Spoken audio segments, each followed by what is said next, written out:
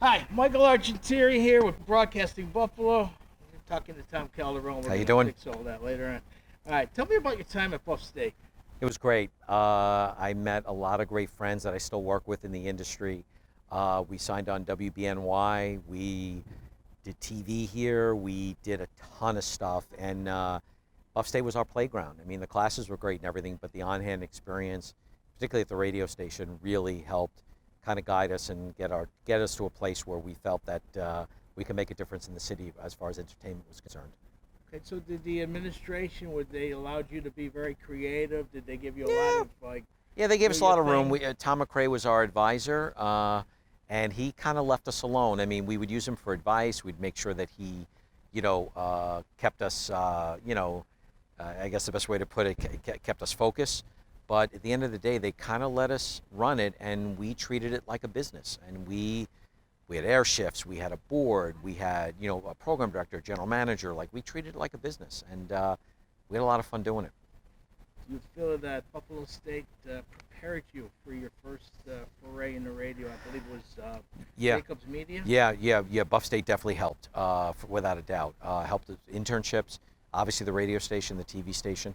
What it also helped us to do was really look beyond, 1300 Elmwood, but also realize there was a big world out there, and taking all the learnings from Buff State to apply it to other jobs and everything was really important. Are you a risk taker? Tell me about taking risks and pushing the envelope with MTV. Yeah, I mean, the whole idea around MTV from Tom Freston, Judy McGrath, and Van Toffler was very simple, which was evolve or die, and that was the mantra. It was also about taking risks, calculated risks, but taking risks and figuring out where the audience wanted to go with us. Sometimes the audience led us to an idea, and sometimes we led the audience to an idea. I always like to say that sometimes if we said, hey, we're going to do a show where we count down the biggest videos of the day, you sit there and go, I wouldn't watch that. But we're created TRL and people watch that. Or we're going to take a classic rock guy and his family and follow them in their house. You've been like, I don't even want to watch that. And that became the Osbournes. So sometimes you have to kind of lead the audience, but a lot of times the audience led us. Taking another direction. Tell me about snackable content. Use that. We're created TRL and people watch that. Or we're going to take a classic rock guy and his family and follow them in their house. You've been like, I don't even want to watch that. And that became the Osbournes. So sometimes you have to kind of lead the audience, but a lot of times the audience led us. Taking another direction. Tell me about snackable content. Yeah. At this point now, to ask anyone to commit to more than an hour or 90 minutes to one particular piece of content is really hard nowadays. Even Pete Davidson did something on SNL this past week about give me a short movie, not a 2-hour movie or a 3-hour movie. And by the way, there's still that art form that should still be alive. But the way people are living and consuming video content right now, particularly video content, is really more in the snackable way. And you can get so much done in a quick 3 to 5 minute or even a 10-minute piece than doing sometimes a 1-hour piece. And our opinion always is that by doing snackable content, you can have them consume a lot more than just one piece of content. So it might be a music video, a story about Benjamin Franklin, and then something on a classical music piece or a band that we're playing on the bridge. It's really great because you can actually consume 4 pieces of content for 20 minutes as opposed to one piece of content for an hour. Right. Tell me about the bridge.